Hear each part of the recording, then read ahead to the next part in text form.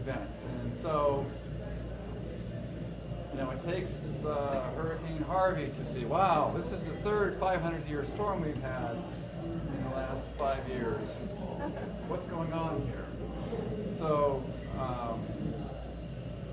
we're just not wired to deal with these slow processes.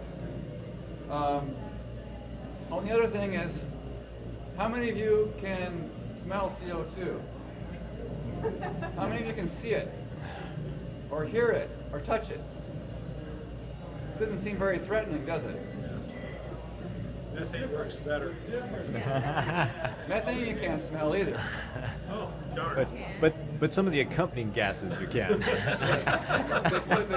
put a gas. Methane producers put a little gas in there that we're very able to smell. And of course, many people don't understand how science works, and so they're prone to these notions of a conspiracy. So Lexi's talk, thank you, Lexi, is helpful on that. They think that we're motivated by grants and systems rigged. A big one is that because the warming is being driven by combustion, mostly fossil fuel, but also trees, also methane from cows, and so on, agriculture, that any solution to climate change will require changes in how we produce and use energy.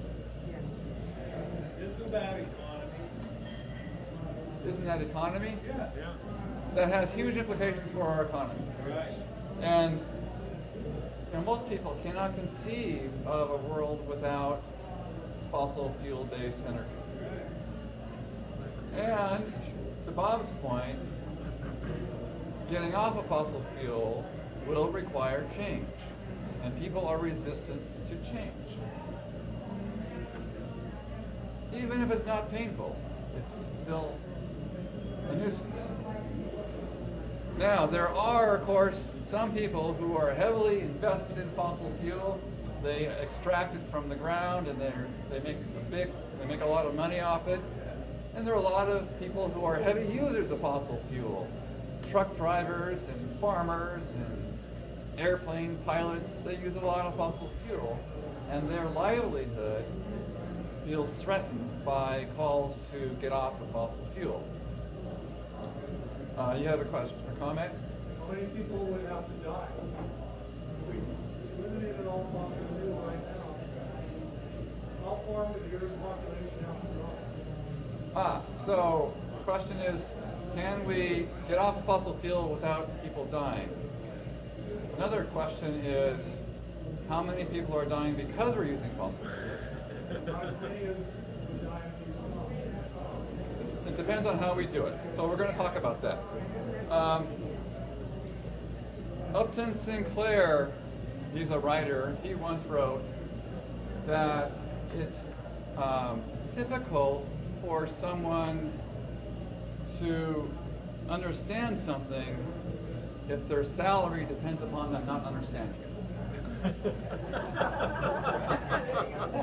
So livelihoods are at stake. Now, here's a book called Merchants of Doubt, and it's about actually a small group of physicists who have become very effective at confusing the public about various environmental issues that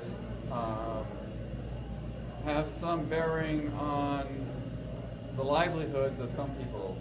Like, they started with the link between smoking and lung cancer.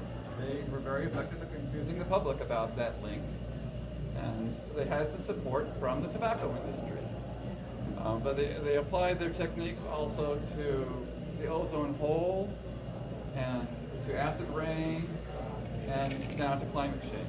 It's a fascinating book. I highly recommend it. Okay.